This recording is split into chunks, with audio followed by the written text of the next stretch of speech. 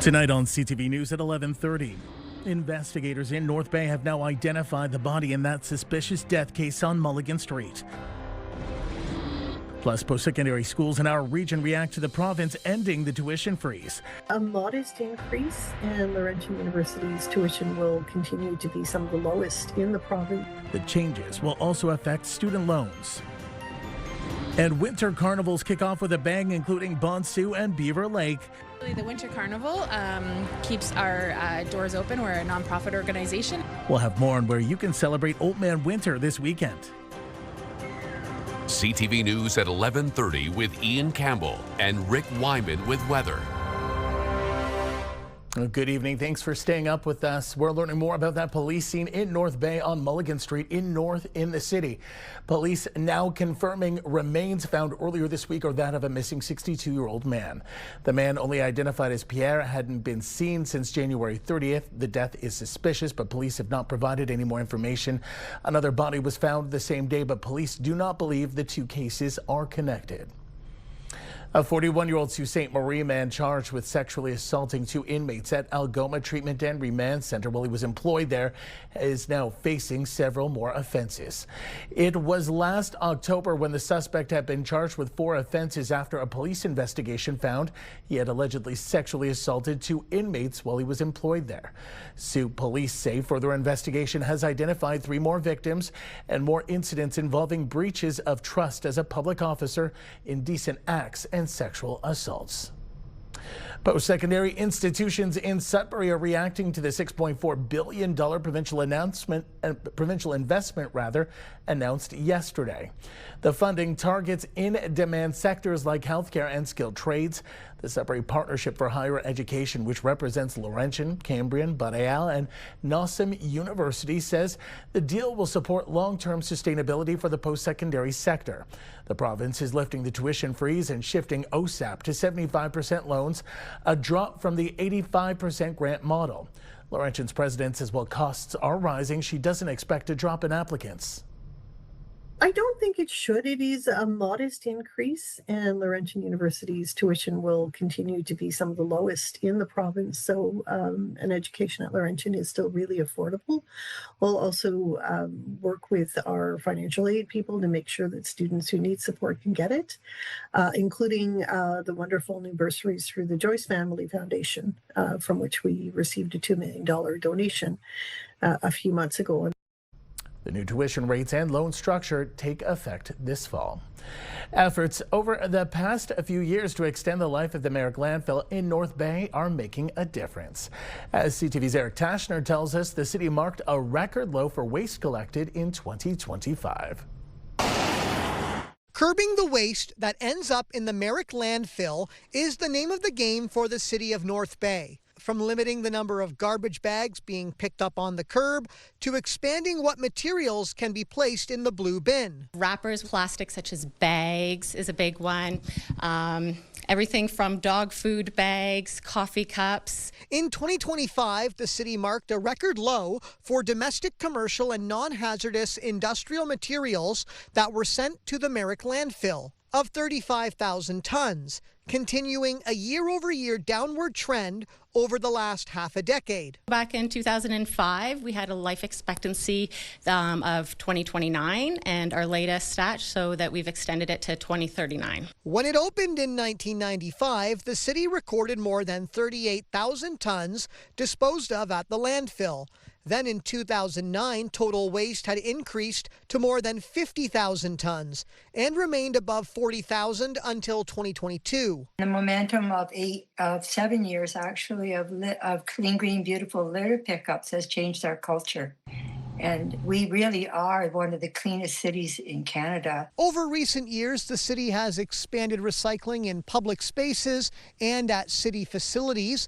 The city has also been recognized with Municipal Waste Association Promotion and Education Awards for its education programs. Last year, it won an award for increasing recycling in local arenas, and in 2024, city officials went into schools to teach students about the 3 R's. stars. The students then gave posters to the city, and we put them on our social media pages, really teaching the residents about different ways to divert. There are more than 3 R's. There are at least 9 of them, you know. Repurpose, refurbish, rethink, recreate. The city says it plans to continue to strengthen its waste diversion efforts, including its messaging and community outreach. Eric Tashner, CTV News, North Bay. High school students across all 4 Sudbury school boards put their business skills to the test today. The 3rd annual Startup Summit Challenge sees grade 12 students work under the guidance of upper year mentors to develop business plans and polish their public speaking. Hosted by the Laurentian University Business Council, organizers and students say the hands-on competition is critical for turning classroom theory into real-world entrepreneurial skills. A lot of high schools were hesitant to come. They didn't want to cross the picket line if it was still happening. So we tried our best. It almost didn't happen this year, but I really wanted it to happen. I wanted to give the students the opportunity to come and experience an event like this. This is something I didn't have in high school, and I find it's very important, like I said, to especially spark that entrepreneurial side for students. Many students learn about business and business practices and implementing the tools, whether it's a SWOT analysis or some other document and analysis, and now to actually put it in practice and compete against other students. I think that competition aspect is really the best part. I'm an aspiring business student, so this is great practice for networking, you know, meeting people that maybe work at Laurentian, real life case studies, critical thinking, learning to think on my feet. So it's not only setting long-term skills and building like real practices as well as just real world experience. Organizers say students look forward to the event each year. Well, Science North has opened its newest exhibit. Today, Phenomena explores the world of illusions. CTV's Lindsay Alick gets a closer look. Pino Zappola explores his favorite element from Phenomena. The owner of Extra Museum traveled from Italy to Sudbury to bring Science North's latest exhibit to life. It is highly interactive, which we know our visitors love, and it's a little bit different than exhibits that we brought here in the past. And so we wanted to give our visitors not just something that would get their minds going, but their bodies too. So everything in this exhibit is hands-on. They're going to get to experience all kinds of different illusions, and we hope that it ignites their curiosity for the rest of their visit at Science North. From the Ames Room to the Mirror Maze, visitors can explore more than 20 illusions through hands-on encounters and mind-shifting moments. Visitors will discover how the principles of science can transform into sensations of wonder and surprise. It's talking about how your perception may be fooled by these different exhibits, and explains how that works and how your brain works in order to interpret certain data that your eyes, ears, and other senses may be sending you. I mean, it's really cool. Really trippy, like the mirrors I would like go right into, and I mean, I think it's like the coolest thing at Science North. I wasn't expecting it. There was a lot of cool things. One of my favorite things were the mirror maze, and the upside down room I thought was really cool. Open just in time for Family Day and March break, the exhibit will see tens of thousands of visitors between now and April 30th. Lindsay Alick, CTV News, Sudbury. The Toronto Zoo says it's received the final post-mortem report after the death of a giraffe in its care on New Year's Day. The zoo had previously revealed that 13-year-old Maasai giraffe Kiko died from injuries linked to the unique anatomy of his species after he got caught in an opening door. The report from the Ontario Veterinary College says that Kiko died almost immediately, not because of any injuries or underlying conditions, but from cardiac failure linked to intense exertion while he tried to free himself. The zoo says it's launching internal and external reviews to prevent similar incidents in the future. We've enlisted a third-party review of our human factor processes. We've reached out to our accreditation body, the Association of Zoos and Aquariums, for a special inspection of our animal processes, concentrating on the giraffe, and then our own internal review of any other retrofitted spaces, concentrating on hydraulic doors. And we've implemented a number of little tweaks already, in the giraffe house as it stands now. Kiko came to the Toronto Zoo after being born at a zoo in South Carolina in 2012. Ontario Premier Doug Ford is calling off plans to remove Crown Royal products from LCBO shelves. The Premier says he's withdrawing the threat to remove those products now that the parent company has agreed to spend $23 million in Ontario. Ford had been warning he might take the step in response to the closure of a Windsor area Crown Royal bottling plant. The deal includes a pledge from the company to spend $11 million to buy grain-neutral spirits from Eastern Ontario. The company says it's pleased Crown Royal will remain on LCBO shelves. Time now for a short break here on CTV News. Coming up, Rick will have your full weather forecast.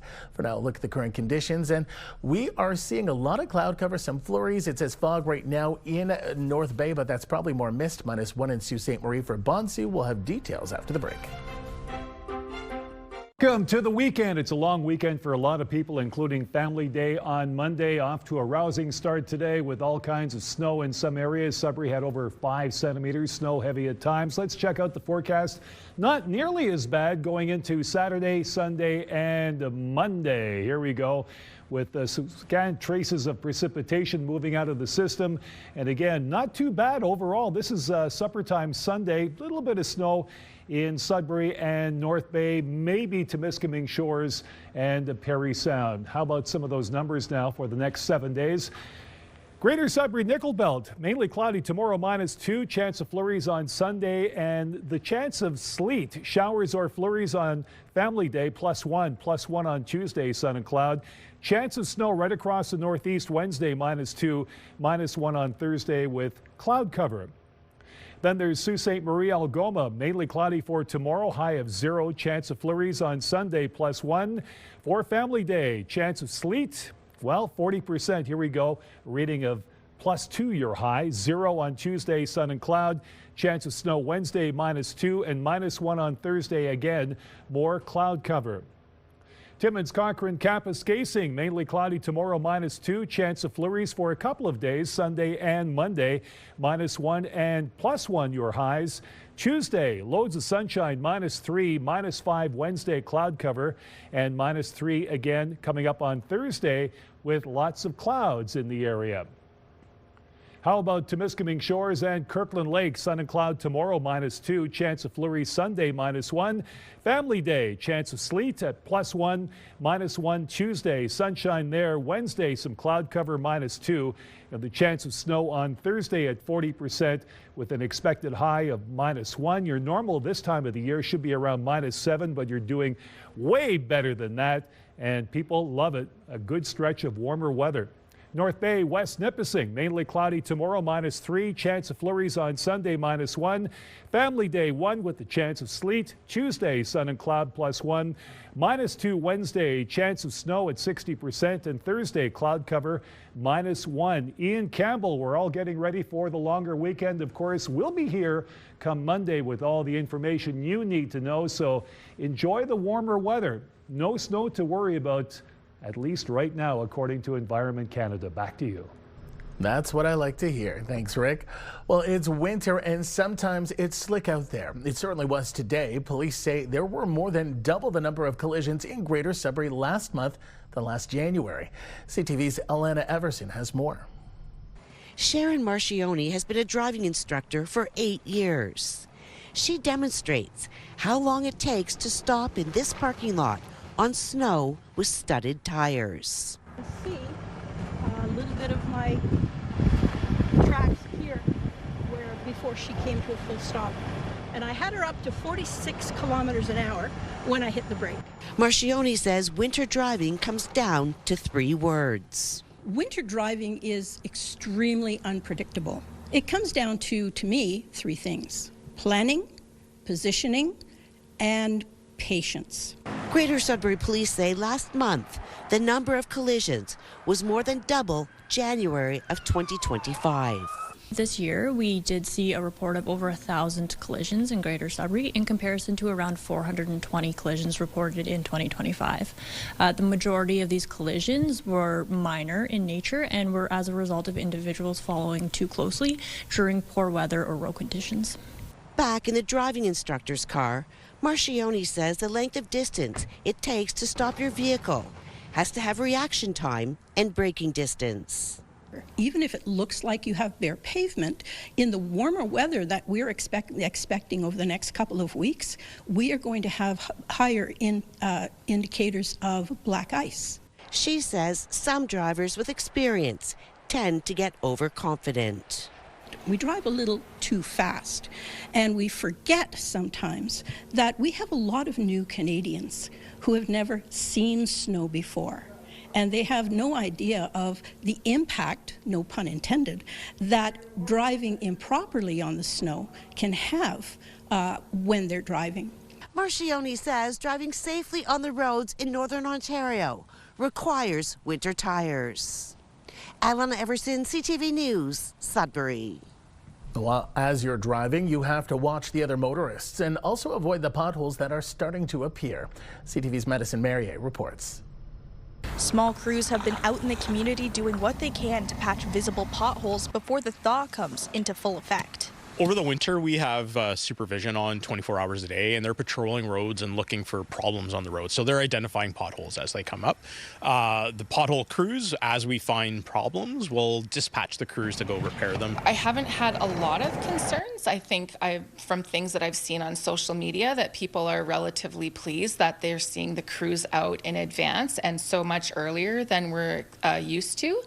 RACA is recommending people report potholes to 311. It's not assumed the city knows about them, especially as the weather gets warmer during the coming months. With potholes, we really just have to see what happens. Though it'll really depend on how many freeze-thaw cycles we have over the winter. Every time it gets warm during the day and that snow melts and water gets into the cracks in the road, at night when it gets cold again, it starts to freeze and it pops the asphalt and we create potholes. In the past, the city has purchased the Python 5000 in hopes of making road construction quicker and easier. However, since its purchase in 2021, the machine has presented some issues. We've had some challenges in keeping it on the road, so we're at a point now where we're looking at, does it still make sense to continue trying to use that piece of equipment, or can we reinvest those funds into other alternative methods to, repair our roads? RACA said the winter repairs are a reactive response to weather conditions. During the summer months, the city will grind it out and complete a quality patch. Madison Merrier, CTV News, Sudbury. Part of the lineup for the 10th annual Rock on the River in Timmins has been unveiled for July 24th in Hollinger Park. The Friday night rock lineup will include the punk rock icons The Offspring, Canadian pop punk pioneers Gob, the young rock band Plush, and the hard rock band from Sudbury Fortunate Losers. The rock night will kick off the festival, and organizers say they'll soon announce the country night lineup for Saturday, July 25th. Tickets are on sale now. Still ahead tonight on CTV News. We'll head down to the Sudbury Arena where it was a big night for at least one of our northern teams. More on that in a moment. It was a wild night down at the Sudbury Arena as the Wolves faced off against the Steelheads. Brampton continuing its Northern Ontario tour, and let's just say there was a lot for the hometown team to cheer for. Head up the whole time. There's a little side skate up to Nemitz. Nemitz between the legs pass to Coughlin, and he scores! That was number 9 Chase Coughlin finding the back of the net with a snipe to give Brampton a 2-0 lead. Coughlin would go on to also get an assist, but a big night for netminder Paolo Frasca. Sudbury wins this one against Brampton 4-1. Meanwhile, a nail-biter for the Sioux, who were at one point trailing 3-1. They'd come back to tie the game and send it into a shootout. The Knights, however, finding themselves on the lucky end tonight. They get the shootout win. Final score 4-3 down in London. Over in the NOJHL, it was a close one that came down to overtime, but Kirkland Lake pulls out a win over the Timmins Rock. Final score 5-4, and a wild night up in Hearst as they send the Iroquois Falls Storm home with a 10-4 loss. Over in Sault Ste. Marie, it was a battle of the Sioux. The Canadian Sioux comes out on top, the Thunderbirds shutting out the Sault Michigan Eagles 3-0, and Powassan comes out on top over the visiting Espanola Paper Kings by a score of 5-3. Well, it was a celebratory mood down at the Northern Credit Union Community Center, otherwise known as the Sudbury Curling Club, as the well-wishers came together for a community send-off. The party was to wish Team McEwen luck in the upcoming Brier. There was family, friends, and all sorts of members from the Sudbury curling community. Those on the team say they're excited to represent our region and to make sure people fear the moose. It's really easy to go to an event like this and maybe try a little bit too hard and do things that you wouldn't normally do. So we've talked about that as a team. We're just going to try and stay within ourselves and enjoy the moment. You know what? This is a dream come true for any curler. Honestly, it's so exciting for the whole team. For Sandy and I, it's our first Briar, and Olivier, it's our first Briar. So yeah, it's super exciting. It's pretty exciting for us. I mean, for Luke and I, we've been to 2 of these together, but it's been a few years. And to experience with 3 people who have never been, and through their eyes, their excitement, that's what makes it fun for us. This year's Briar is February 27th to March 8th in Newfoundland. And of course, we are wishing Team McEwen well. Go Team Northern Ontario. Well, Northern Ontario's sweetest export will be front and center as Sault Ste. Marie was named the host of a North America-wide conference this fall. A 5th-generation maple producer helped tap the first maple of the season as Sioux officials made the announcement that the Lock City would be the site of the annual gathering for the 2026 North American Maple Syrup Council. Upwards of 200 visitors are expected at the conference, which runs from October 19th to the 23rd. It'll include a maple grading school. This is the first time the event will be held in the North and will bring together maple syrup producers, processors, researchers, and industry partners from around the globe. The industry is always changing and advancing, so even though I'm a 4th generation, we still have things to learn, and we're still currently improving our operation as well. So, and then to be able to mingle with producers from different regions and to be able to bounce ideas off each other, it's just a great opportunity. We're talking about hundreds of participants coming from all over to stay across Sault Ste. Marie and Algoma and experience this place for the first time or perhaps again. And they will get to see firsthand that I know that we have some of the best maple syrup production in the world right here. It showcases not just to this conference, but to other conference organizers that we have the capacity to host events like this. And so it opens up the door to other conferences if we can pull it off successfully. It also opens up the door to tourists that maybe have never been here and that are spending money. The conference is funded through a $75,000 investment from FedNor. Sault Ste. Marie's annual winter carnival is now underway, and just a few hours ago, probably just before the dinner time, our cameras took a look at the work that was going on to get ready for the opening ceremony. The machine shop in the Canal District is the site for much of today's Bonsu action. Volunteers were there early this morning, ensuring things would be ready in time for the 63rd annual carnival. The bum slides are complete with workers testing things out for the safety of the children, of course. Organizers say the carnival is always evolving. I think it's really just about tradition and nostalgia for people who are local and grew up with Bonsu. For people who are new to our community, it's just a highlight that brings our community together, allows us to have really incredible positive experiences together as a community, and it's a lot of fun for everybody. Meanwhile, it was standing room only in the Beaver Lake Sport and Cultural Club as the Winter Carnival kicked off in style. This was the scene inside the hall tonight in Worthington and Greater Sudbury, where people took in the spaghetti dinner. There was also euchre, a silent raffle, and a stunning fireworks display. All the money raised from the event goes back to the community. The event organizers say it's one of their biggest fundraisers of the year. Absolutely. The Winter Carnival keeps our doors open. We're a nonprofit organization, and we rely heavily on volunteers and sponsors and our events to help keep the doors open. Events are posted on the Beaver Lake Sport and Cultural Club Facebook page, and if you are around on Saturday or Sunday, stop in for those amazing finished pancakes. Myself and a few of the team from CTV will be there serving up some fun. Should be a great morning. I hadn't had finished pancakes until I met the crew at Beaver Lake, and you have not lived until you tried it. Very sweet, of course, with the syrup, absolutely. That takes us to the end of our newscast this Friday night. For the latest news anytime, remember you can head to our website, CTV News Northern Ontario.ca. You can also download our CTV News app. Have a wonderful Family Day weekend, and I'll see you right back here on Monday night. Until then, we leave you with some of those images this evening from the Beaver Lake area and the amazing fireworks show that lit up the skies over Worthington. Thanks for watching. Good night.